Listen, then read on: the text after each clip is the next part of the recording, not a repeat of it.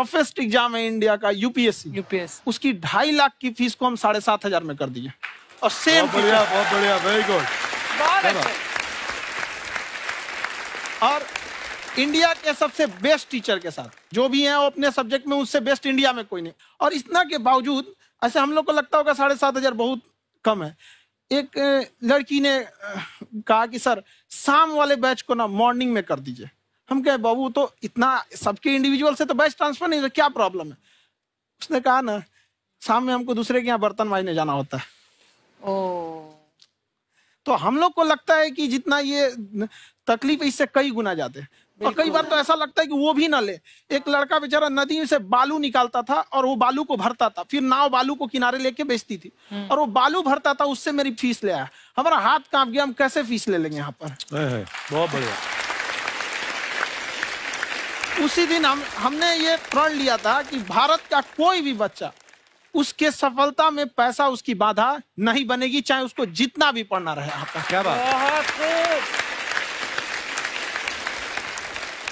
और अर्चना जी, मैं इनके बारे में एक बात, खान सर आपके बारे में मैं एक बात कहना चाहता हूँ। इनका जो स्टार्टअप है ये बूटस्ट्रैप्ड है। अच्छा, मैं साधारण भाषा में बता देता हूँ, ये सेल्फ फंडेड है। इन्होंने अभी तक किसी और से पैसा नहीं लिया है। ये इन्वेस्टर के पैसे से नहीं, इन्होंने खुद इसको बिल्ड किया है। और बल्कि इतना स्ट्रॉन्ग स्टार्टअप है ये कि मैं कहूंगा कि अगर इन्वेस्टर्स को इन्वेस्ट करना हो तो मैं एंडोर्स करता हूँ ऐसे स्टार्टअप्स को।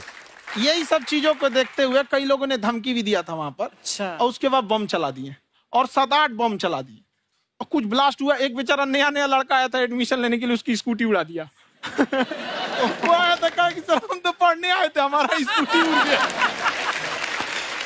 हमारी ऑफिस उड़ा दिए सब। एक तो पास में आके गिरा और नहीं फटा वो।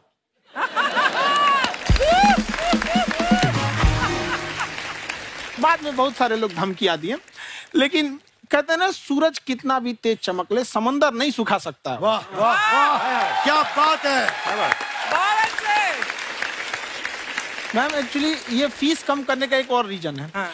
2.5 लाख 3 लाख की जो फीस में सब लोग पढ़ाई अफोर्ड नहीं कर पाते। इसलिए वो कुछ ही लोग अफोर्ड कर पाते हैं, तो उनका मेंटल लेवल तो बहुत ऊपर चला जाता है। लेकिन एक पूरे देश का मेंटल लेवल थोड़ा सा स्टेबल नहीं हो पाता। तो जब फीस कम रहेगी तो हर वो लड़का तैयारी करने के लिए आगे आएगा जिसका सपना है देश के लिए कुछ करने का। सीटें लिमिटेड हैं, उन्हें को मिलेगी, लेकिन जिन्हें नहीं मिलेगी उसे मिलेगा देश का एक जिम्मेदार नागरिक। तो इस देश को बदलना। क्या बात है। हम लोग विश्व गुरु कहे जाते थे, क्यों? क्योंकि दुनिया से लोग हमारे यहाँ पढ़ने आए थे। चाइना से ह्वेनसांग आया, फायान आया, आज कोई नहीं आता है। हम लोग का उद्देश्य एक समय आएगा जो फिर आएंगे यहाँ पढ़ने के लिए। क्या बात है।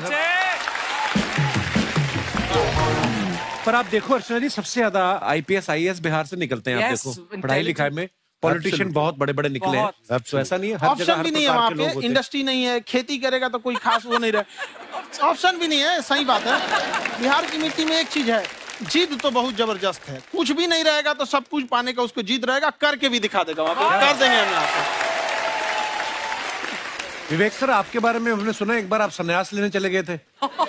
कौन वापस लेके आया आपको? फिर कहाँ तक पहुंच गए थे आप?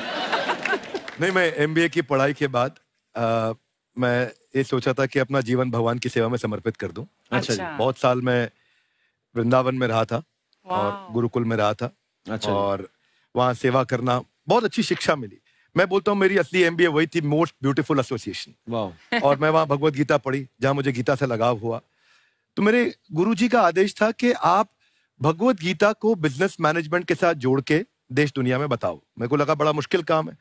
मैंने बाद में देखा कि डॉक्टर स्टीफन कॉवी, जिनकी किताब है 7 habits of highly effective people, आप सबने पढ़ी होगी, उन्होंने बोला मैंने 7 हैबिट भगवत गीता से लिए। और हमारे देश के लोग ऐसे हैं जो मेरी किताब पढ़ते हैं, जो कि 3.5 मिलियन कॉपीज बिक चुकी हैं, और भारत में भगवत गीता नहीं पढ़ते। तो मुझे लगा कि मैं गीता विद मैनेजमेंट के ऊपर आकर के बातचीत करूं। मुझे लगा बहुत कठिन होगा, पर मेरे गुरुजी का आदेश था कि कठिनाई आपको तभी तक दिखेगी जब कठिनाई को देखोगे। तो एक छोटा उन्होंने मुझे बताया, पूछा कि इस कमरे में लाल रंग कितनी जगह है, देखो आप भी एक बार जरा देख के बताओ। 7-8 जगह लाल रंग दिख रहा है यहाँ पे आपको? 1 ये 2, वो लाल रंग टी शर्ट पे 3 4 5, ये लाल हो गया 6, उधर लाल हो गया 7, एप्पल लाल, बिल्कुल ठीक 7। पर जब आप लाल रंग ढूंढ रहे थे तो क्या आपको हरा रंग दिख रहा था? Yes no? नहीं। जब आप लाल रंग ढूंढ रहे थे तो क्या आपको काला रंग दिख रहा था? Yes no? नहीं। नो। जिंदगी भी ऐसी है, जो ढूंढोगे वही मिलेगा, बाकी कुछ नहीं मिलेगा। तो उन्होंने कहा कि आप इसी सोल्यूशन पे फोकस करो और गीता के मैसेज को पहुंचाओ। तो मैं बिजनेस मैनेजमेंट के प्रोग्राम्स कॉर्पोरेट्स में करने शुरू किए, क्योंकि गीता पहला मोटिवेशनल सेमिनार जो पृथ्वी के इतिहास में कपिल जी हुआ, वो कृष्ण ने दिया था। पहले मोटिवेशनल स्पीकर इस पृथ्वी के इतिहास के कृष्ण थे, जिन्होंने अर्जुन को रणभूमि में मोटिवेट किया था। बड़ी पेशेंस कृष्ण ने अपने लीडरशिप क्वालिटी से दिखाई, वो मुझसे मुझे बड़ा इंस्पायर किया, वो चर्चा ने इंस्पायर किया और डिस्कशन ने इंस्पायर किया। तो उस डिस्कशन को मैं आज भी लेके चलता हूं अपने साथ। कहां सर, हमने सुना है आप 5 स्टार में रुके थे कल और नीचे जाके वड़ा पाव खाने गए आप रेहड़ी पे। एक्चुअली क्या है ना कि वहां जो चीजें सीखने को मिलती है ना, खाली पेट और खाली जेब इंसान को जो सिखाते हैं वो किसी यूनिवर्सिटी कॉलेज में नहीं सिखाया जाता।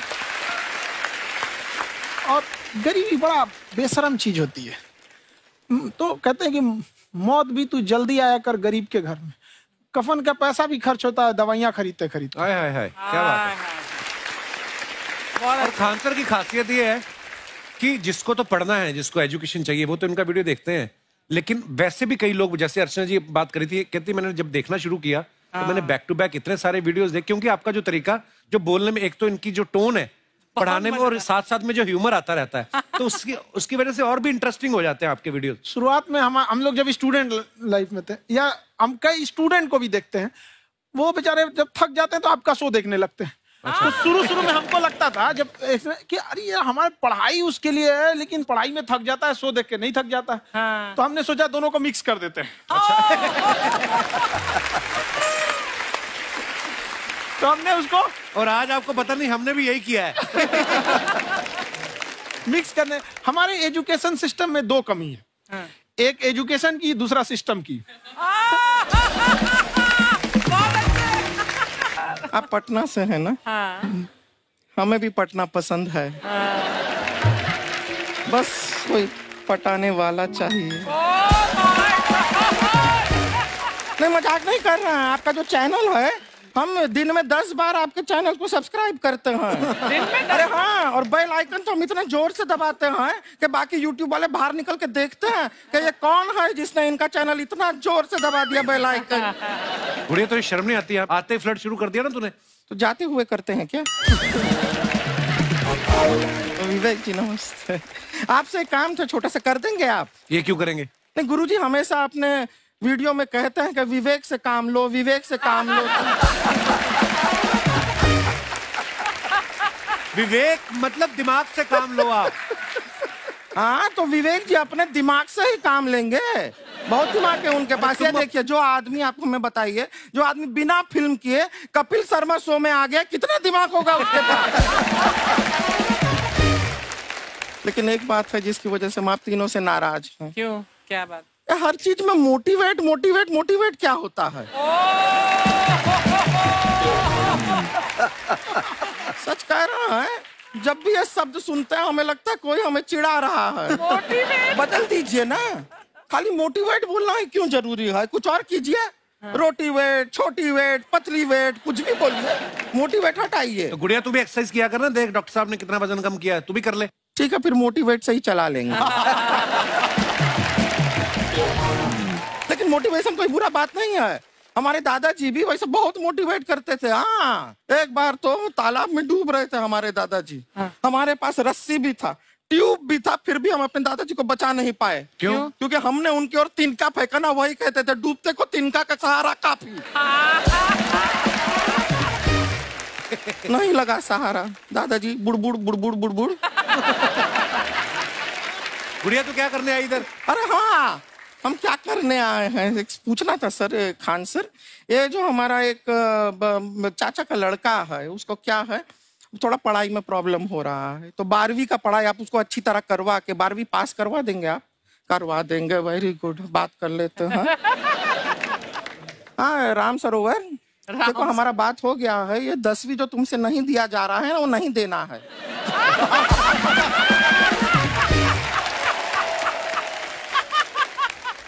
टेंशन नहीं है, 10वीं का खान सर से बात हुआ, ये सीधा 12वीं पढ़ा के पास कर देंगे। अरे ऐसे नहीं होता, पहले 10वीं पास करनी पड़ेगी, फिर 12वीं होगी ना।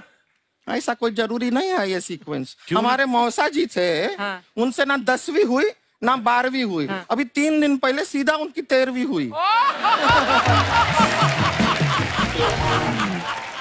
एक्चुअली क्या है, पढ़ाई लिखाई का हमको बहुत ज्यादा नॉलेज है नहीं, गांव में पढ़े हैं ना सर। स्कूल कहाँ होते थे अर्चना जी, गांव में स्कूल नहीं था, पेड़ के नीचे पढ़ते थे हम।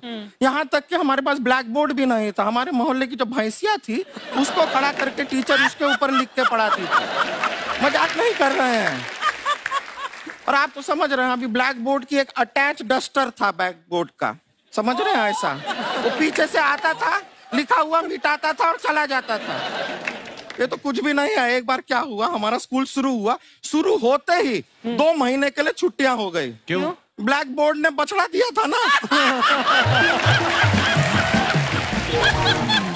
तो वैसे आप लोग ना इतने ज्ञानी हैं, सब कुछ जानते हैं। आपसे एक टेक्निकल सवाल पूछे। एक बार ना 4 दोस्त थे, 4 दोस्त, साम दाम दंड भेद। वो डिसाइड करते हैं कि चलो एक गेम खेलते हैं, तो टीम्स बनाते हैं। तो साम दाम ने एक टीम बनाया। इस पे भेद को बहुत गुस्सा आया, पता है क्यों? क्यों? क्योंकि भेद को दंड मिलाना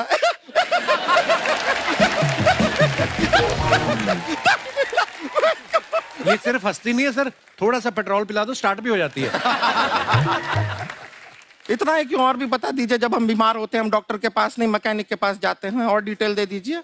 ऐसा कुछ नहीं है सर, ये बोलते हैं खाली। लेकिन अभी एक रिक्वेस्ट था सर, हमारा एक भाई है, पुरुषोत्तम नाम है उसका, वो गांव से आया हुआ है।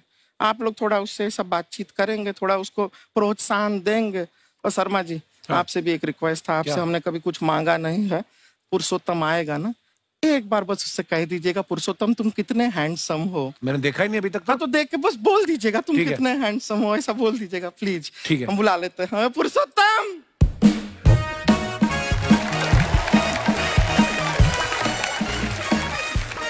ये पुरुषोत्तम है। वाह, तेरा भाई बड़ा हैंडसम है। तो हमारे खानदान में सब हैंडसम है, ज्यादा चापलूसी करने का जरूरत नहीं है। देखा हमारा यहाँ पे कितना चलता है। एक नंबर दीदी, एक नंबर। सब लोग हैं, नमस्ते कर दो। ये बड़ा अच्छा लड़का है, गांव में ना भैंस चराता है, इसको थोड़ा मोटिवेट कीजिए ना। नहीं तो मतलब भैंस चराता है तो मोटिवेट करके क्या होगा, शेर चराएगा बाद में? अरे शेर चराएगा तो शेर इसको चर नहीं जाएगा। नहीं नहीं, ऐसे हम खाली कह रहे हैं, तुम्हारा चेहरा थोड़ा बकरी जैसा है ना, तो वैसे ये सब बड़े बड़े लोग हैं। इनको बताओ कहा क्या बनना चाहते हो जीवन में आगे? HR। HR? अरे वाह, देखे कोई बड़ा कंपनी में ह्यूमन रिसोर्स का काम करेगा ये। अरे HR मतलब दीदी ऋतिक रोशन। टिनी टिन टिन टिनी टिन टिन। ना जूता पहनने का काम किया करो, जूता खाने का नहीं। काम किया है, कुछ बड़ा किया है लाइफ में? किया ना दीदी, एक बकरी के बच्चे को बड़ा किया है। तो क्या जिराफ बना दिया बकरी के बच्चे को? अरे कुछ अलग किया है। हाँ दीदी, अलग किया है। वही बकरी का बच्चा भैंस का दूध पीने जा रहा है, तो हमने उसको अलग किया है। इससे नहीं होगा, मैं रहने दो, इधर आओ। ये देखो इतना बड़ा बड़ा लोग बैठा है, इनके सामने ऐसा बातें करोगे? इनसे मिलो, इनसे मिलो। विवेक जी तो कितना मार्केट के बारे में भी जानते हैं, मार्केट का कोई सवाल पूछो इनसे। सर परसों जो है मार्केट में हमारी साइकिल गायब हो गई, आपने देखा है क्या? हमारी साइकिल गायब हुई ना? हाँ। इसलिए दिमाग से पैदल हो तुम, पैदल समझते हो? हाँ। चल लोगे? 20 कदम चलोगे? हाँ, घूमो जरा, अभी 20 कदम चल के दिखाओ। निकलो।